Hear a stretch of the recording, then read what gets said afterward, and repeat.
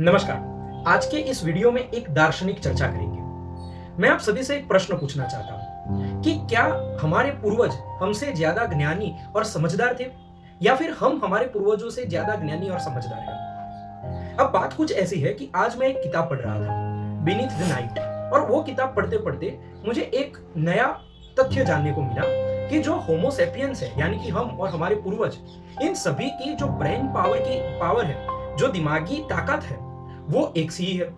तो ऐसे में मेरे दिमाग में एक प्रश्न उठा कि हमारे पूर्वज जो है वो हमसे ज्यादा जानकार थे या ज्ञानी थे, या फिर हम उनसे ज्यादा जानकार और ज्ञानी है, या फिर हमारी जानकारी और ज्ञान में कोई अंतर ही नहीं है। अब बात कुछ ऐसी है कि इस चीज को दो पहलू से देखा जा सकता है। एक पहलू यह है कि हमारे पूर्वजों के पास जो भी ज्ञान और जानकारी थी, वो सभी ज्ञान और जानकारी को उन्होंने विभिन्न माध्यमों से हम तक पहुंचाया है। जैसे कि अगर हम भारत के परिप्रेक्ष्य में देखें तो हमारे पूर्वजों ने हमें वेद, उपनिषद, पुराण, इन सभी के माध्यम से उनके पास जो भी ज्ञान और जानकारी थी वो हमारे तक पहुंचा दी।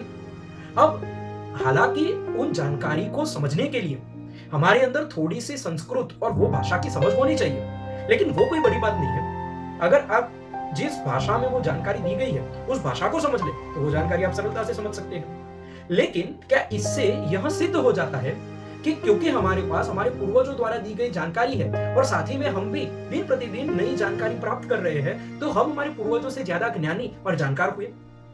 अब इसी चीज को देखने का दूसरा पहलू यह है कि हमारे पूर्वजों ने जब ये सारा ज्ञान अर्जित किया, उस समय पे उनके पास जो आज हमारे पास आधुनिक तकनीकी है वो तकनीकी नहीं थी, लेकिन फिर भी उन्होंने अपनी सीमाओं के पार जाके वो सारा ज्ञान प्राप्त किया, और न सिर्फ उसको प्राप्त किया लेकिन उसको कहीं ना कहीं प्रैक्टिकली इस्तेमाल भी किया।